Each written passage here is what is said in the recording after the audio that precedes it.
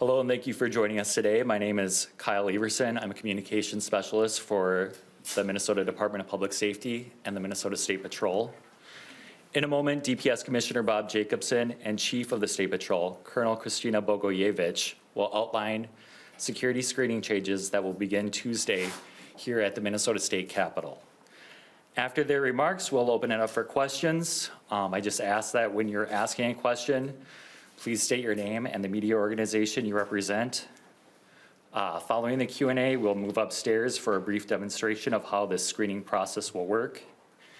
And if you have additional questions, you can ask additional questions then as well. And with that, I'm going to kick it off to Commissioner Jacobson. Good afternoon, and thank you. And thanks for being here. My name is Bob Jacobson, and I have the honor of serving as the Commissioner of the Minnesota Department of Public Safety. Weapon screening is a standard safety practice in government buildings across the country because it works as part of a layered approach with trained personnel monitoring and clear procedures.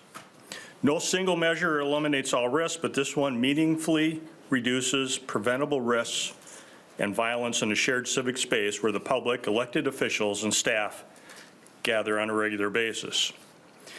Implementing weapon screening at the start of the 2026 legislative session is a proactive step based on an independent security assessment, and it is focused on safety and accessibility, not on restriction. Threats toward public officials and public spaces have increased nationwide over the past few years. In Minnesota, we have experienced this firsthand last summer with the murders of Speaker Emerita Melissa Hortman, Mark Hortman, and the shootings of Senator John Hoffman and Yvette Hoffman in their homes. We all want the seat of democracy in our state to remain open and accessible. We all want people to come and stand up for what they believe in and to make their voices heard. None of that changes with weapon screening. It's simply another layer of protection, a publicly understood and effective tool to address safety in today's world. That said, we understand that this is a change from what people are accustomed to. That's why we are being clear and upfront about what to expect, where to enter, and how the process works so that people can plan ahead. We're also asking the public to remember that safety is a shared responsibility. If you see suspicious behavior or anything that doesn't seem right, call 911 or find one of our State Patrol troopers or Capitol security officers. We will be evaluating how the weapon screening process works, and we'll make adjustments as needed to ensure screening is efficient and not a deterrent to people who want to come to the Capitol. Our responsibility, as always, is to ensure that everyone who comes to the Minnesota State Capitol, whether they're visiting, working, learning, or participating in our democratic process, can do so safely. We recognize the Capitol is an important civic space, and we are committed to keeping it open, accessible, and welcoming, while also reducing preventable risks and supporting the safety of all who are here. With that, I'll turn it over to Colonel Kristina Bogoyevich. Thank you, Commissioner. I'm Kristina Bogoyevich. I have the honor of serving as the Colonel of the Minnesota State Patrol. As Commissioner Jacobson just mentioned, starting Tuesday, we will begin weapon screening here at the Capitol building. Our goal is simple. Every person who walks through the doors should feel safe and welcome. Before I begin explaining how screening will work, I want to be very clear about what this is and what this is not. This is not a weapons ban. It does not change state law. Under the direction of the governor's executive order and the Commissioner of Public Safety, what we are doing is adding a layer of protection so everyone can enjoy this historic building safely. The Capitol is the most visited building on the complex. It hosts tours, legislative hearings, school field trips, community events, and public gatherings. Because this building belongs to the people, it must be a place where everyone feels secure. Screening is a widely used safety tool that helps make that possible for visitors, staff, and officials who come here. So what does this mean for our visitors? Beginning on the first day of legislative session on Tuesday, visitors to the Capitol will have 4 public access points where they will enter and be screened. All other exterior doors will not be open for public entry. Visitors are encouraged to use the south ground level entrance beneath the front steps of the Capitol building, which will serve as the primary public entrance. Additional access will be available through tunnels connecting the Senate building to the north side of the Capitol building, the State Office building and parking lot C to the west side of the Capitol building, the Judicial Center to the east side of the Capitol building, and we are also asking visitors to exit through these same locations unless there were to be an emergency. All of these entrances and screening areas are ADA accessible, and staff will be on hand during public hours to guide visitors and answer questions. This is about keeping the process simple and smooth, not slowing people down. Here's how the screening process will work. Visitors will walk through screening equipment similar to what you see at many other government buildings and large public venues. Unless directed by security staff, visitors generally will not need to empty their pockets, show identification, or take off their coat or jacket. Bags, purses, and other large items will go through a separate bag scanner. For most visitors, this process will take just seconds. However, if an item cannot be immediately identified, additional screening by our Capitol security staff may be required. If a visitor arrives with a prohibited item, they will not be allowed to enter the Capitol with that item, and Capitol does not store prohibited items for visitors. We will have more information covering prohibited items on our State Patrol website. To help everything move efficiently, our message to the public is straightforward. Plan ahead, carry fewer items when possible, and follow security staff instructions. Those simple steps will help keep screening fast and smooth for everyone. Once inside, visitors may notice different levels of security and restrictions in different areas of the Capitol building. To support consistent operations, it's also important to note the Capitol will close to the general public at 4:30 each weekday starting on Tuesday. However, we understand that public access is important when legislative hearings or sessions extend beyond their normally scheduled time. When that happens, we are prepared to make accommodations so the public will still be able to access the building through those 4 access points. Weapons screening is a common security tool used in Capitol buildings and government buildings across the country. A similar screening process has already been in place here on the Capitol complex for the State Supreme Court and the Judicial Building. We are simply taking an additional step to keep up with the best security practices being used nationwide. As this process begins, we will continue to assess how it's working, if adjustments are needed to improve efficiency or convenience for the public. Our goal is a screening process that is not only secure, but smooth and efficient. This is about protection, not restriction. And it's about making sure the Minnesota State Capitol remains open, welcoming, and safe for everyone. In just a moment, we'll move upstairs to give you a demonstration of how this equipment works and what the screening process looks like. But first, we're happy to take any questions. Do you have an expectation for how long someone should take to get from outside the doors to inside the building, all screened? So the question was about how long it will take someone to come through. It should take a matter of seconds unless you're carrying a prohibited item, and then we'll have to have more questions. I think I asked that wrong. Okay. If there's a line of people, you've got 4 entrances, right? And most of them will be coming in, I assume, on G here on the south side. And you get students, you get teachers, you get, Moms Demand Action were here today. You get a bunch of people here. You have an expectation for how long, when a crowd shows up, they should go from arriving at the door to getting inside. So again, it has to do with timing of large groups getting through the main public entrance or where we're guiding people. Again, that is something we will assess this week as we move through this. But it should, when I say seconds, it still should take seconds. If we lined everybody up here and asked them to walk out the door, that is the time it should take to get into the building. So what are the prohibited items? Kelly, I'm curious. So a question was prohibited items. I am going to direct you to our website because there are prohibited items under statute, but then there are also administrative rules that prohibit certain items. And so the list can be lengthy, so I will just direct you to our website. Alex DeRocher, Pioneer Press here. One of those, you can still, if you have a permit to carry, bring a gun into the Capitol, right? So the question was about permits to carry. Yes, if it is legal now, it will be legal when screening starts. That process, again, you'll alert security or staff that you have a permit. You will walk through the technology on this equipment. When we looked at it, we looked at how long it will take someone to walk through and the advanced technology.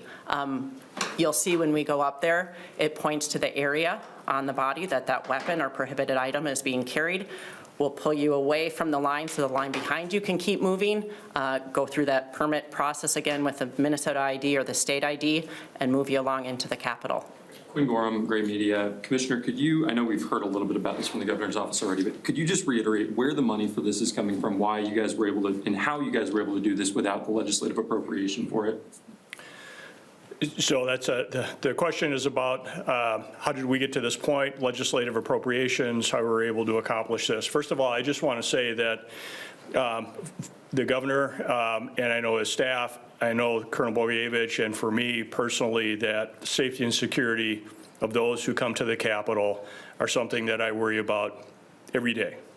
That I think it is really important that Minnesotans who come to the Capitol want to be able to feel safe, that they feel that security is in place.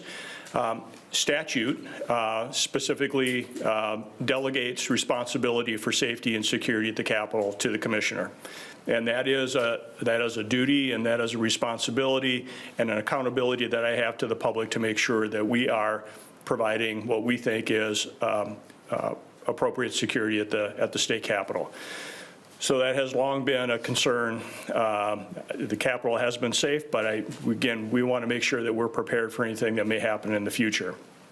As you're also aware, ACAS has been meeting several times. They accepted the Axtel report.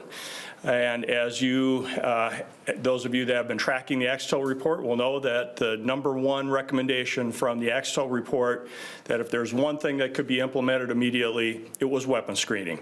And as we look around the country as well, we see that it is very common for other state capitals around the country to have weapon screening. So this is nothing out of the ordinary. And in fact, we are, again, trying to take that next step so that we are providing what we think is the next generation of safety for those who visit the Capitol. We will be incurring those expenses within the State Patrol budget. We certainly know that one of the things that as we look to this long term, that there are going to be expenses associated with this, and we know that legislators will be spending some time paying attention to those costs, and as we move forward, evaluating how this works and what the safety and security that they see is appropriate for the future. But I am indebted, #1, to our legislators who have largely shown support through the ACAS committee, approved the recommendations for the Axtel recommendation for accepting that report and making sure that we all know that they believe that weapon screening is the one recommendation that we should follow through on. And under my direction, the State Patrol will implement those processes and procedures. What specific types of threats are you hoping that this screening process prevents that wouldn't have been prevented otherwise? I mean, you know, the public and legislators can still be armed. I'm wondering what exactly are the concerns that are being addressed here? So the question was what concerns we think we may we might be presented with screening. So this offers a few security layers. The first one, by directing everyone into those 4 entrances, we will be able to view everyone that is entering the Capitol. For that first communication, again, with those that are coming into the Capitol. Second, in the past, we wouldn't know if someone was carrying an illegal or a prohibited item. If they hid it under a jacket, we wouldn't know that unless it was used. And so again, this is a layer of security to allow us to see those prohibited items before they make it into the Capitol. I understand you're referring people to the website, but an awful lot of us carry things like this. Will this flag me if I walk through a little Swiss Army knife, just to save people trouble? To save you from having to fight with people with little pocket knives? So under the statute 609, dangerous weapons, it is anything that can injure someone. And so that may set something off. We do have the ability to set the sensitivity on the machine. And again, those are things as we move forward that we may have to adjust. Again, this is somewhat new for us. We've been in the judicial building with it under different policies, but we will, again, continue to have discussions like that on the pocket knife. Need to stay home. Yes. What might somebody who is in possession of a concealed carry permit and is concealed carrying in the Capitol run into? What might their experience be with this new process? So the only thing different for them, again, is when they come through that screening point, declaring that they have a permit.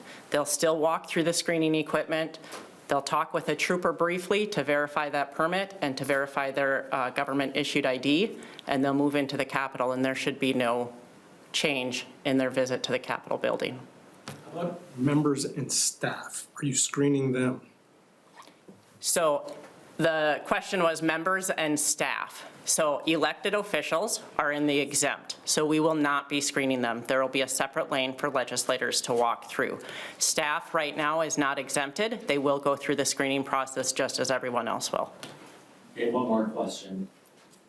So if you have a pass to get in and the doors are closed at 4:30 and you've got a pass to do work in, can you still get in after hours, or how is that gonna work? So the question was about after hours and having a pass to get into the Capitol. We are hoping that people do not see a huge change with that.